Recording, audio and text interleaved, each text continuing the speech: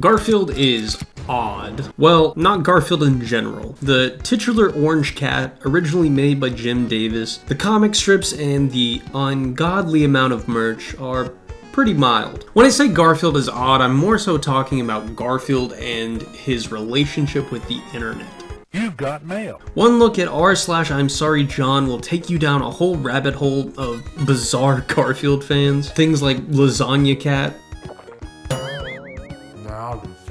the Gilbert Garfield ARG, and the absolutely insane amount of Garfield body horror depicting Garfield as some eldritch god monstrosities. I decided to take a look at what Garfield lovers have been able to take from these trends and convert them into indie horror projects. I present to you the world of Garfield horror games.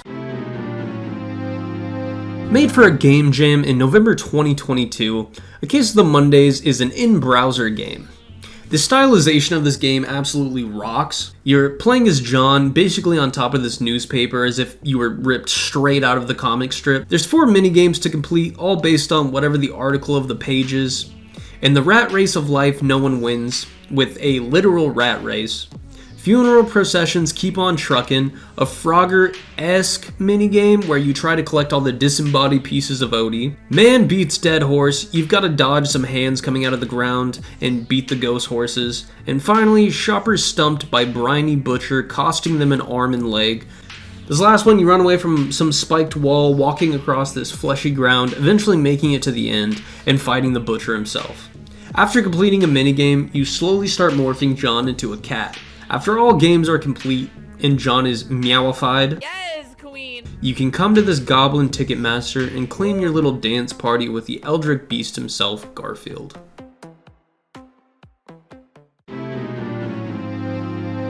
The description on itch says, "This was my first game and it's awful. Go play one of my more recent ones cause they're way better."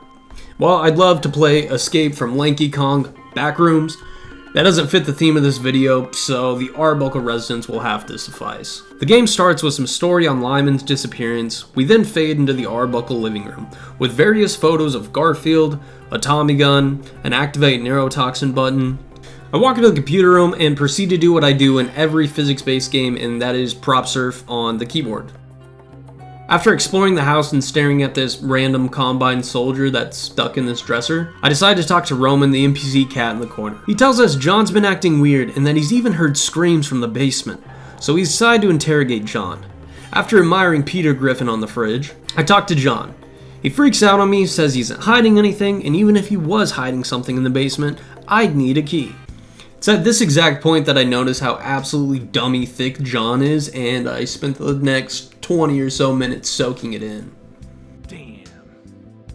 Damn, boy.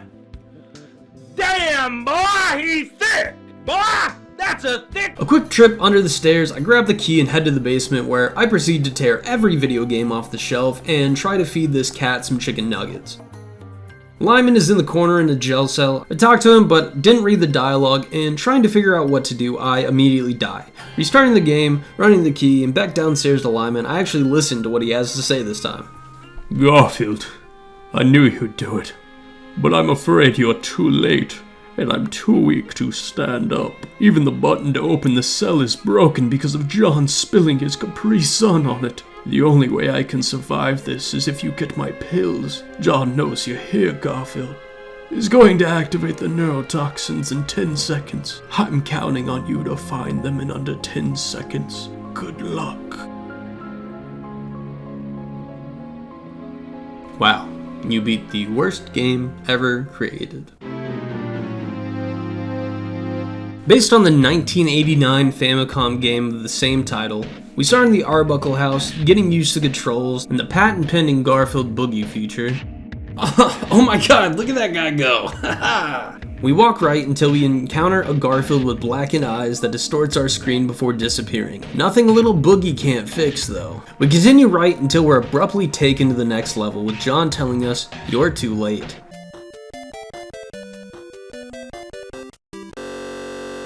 Before, another glitch takes us to the title with a much more depressed looking Garfield now. We walk through a nearly endless field with chirpy music playing in the background, when all of a sudden the screen flickers, and we're met with a flaming world behind us.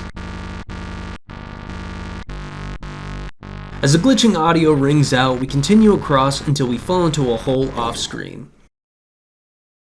Odie appears on the screen as we walk towards him before a cut. Garfield has now been replaced with a blackened-eyed version of himself. His head twitches, as Odie's lifeless body now lay decapitated, with his head dangling above him. Garfield locks eyes with the player. As the screen begins to glitch again, we're then taken to a blood-red backward start menu. Pressing start, we're back in the house, but it's completely dark. Again, nothing a little boogie won't fix. Pressing on, we're met with some static before a timer starts counting down from 10. Desperate to survive whatever may be coming, I apply my last tactic.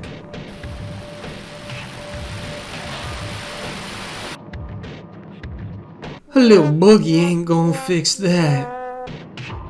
The other Garfield approaches, announcing that we didn't care about him, before, finally, we're hit with a game over screen.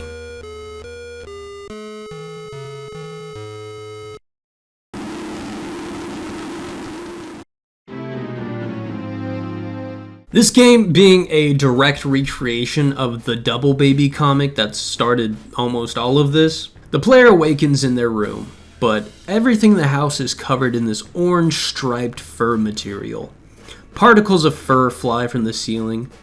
Walking downstairs into the kitchen, we hear a deep, struggling breath.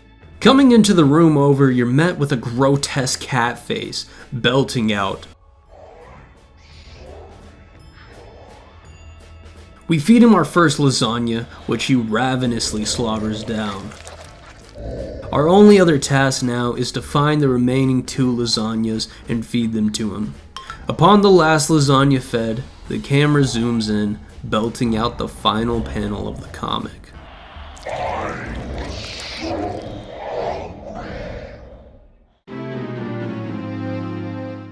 Set in a Game Boy art style, an Italian food delivery boy arrives at a house, ready to deliver some lasagna, when all of a sudden the door closes behind him, before being met with the cat-like monstrosity.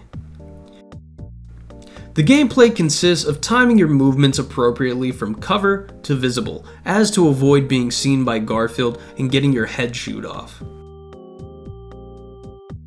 Going from area to area, opening drawers to obtain items to advance to the next level, eventually you find some dynamite, and by placing charges all throughout the house, you can go to the basement, and with a well-timed pushing of the trigger, can drop the grand piano on Garfield, ending this nightmare. While technically still just being an early demo build, Alex Craig has made a pretty fantastic Garfield-themed horror game here. So, quick editing note here, this game actually had more added to it the day after Christmas, and it took me this long to record it, so this has nothing to do with the new version. This is just the demo, my bad. You spawn on a street that spans in both directions forever, with only one house on the corner, giving the whole thing this very liminal feeling to it. The music amplifies this. Walking too far down the street greets you with some screen distortion and a child's laughter, which genuinely jump-scared me. Progressing to the actual narrative though, we see Garfield sitting on the stoop of his house, asking us if we can find his lost key. Going to the backyard, we find a doghouse with a prompt to reach inside, and an ominous low groaning sound coming from it.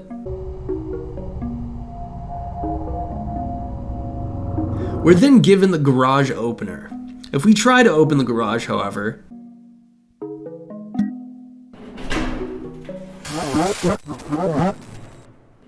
now that Garfield is up, we notice his key was underneath him the entire time. We can now open the cellar door.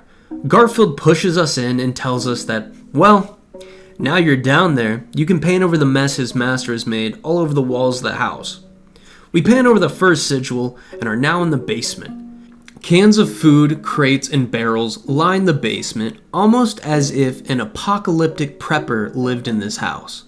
We pan over the remaining sigil in the basement before Garfield asks us to retrieve something his master has stolen from him in a safe. There's a cage in the corner of the basement with some crayons and a notebook. Reading through the notebook, we get things like, "Bad kitty, liar, don't look." Safe inside, with a picture of the cage we're in. Then finally, "I miss kitty. No kitty."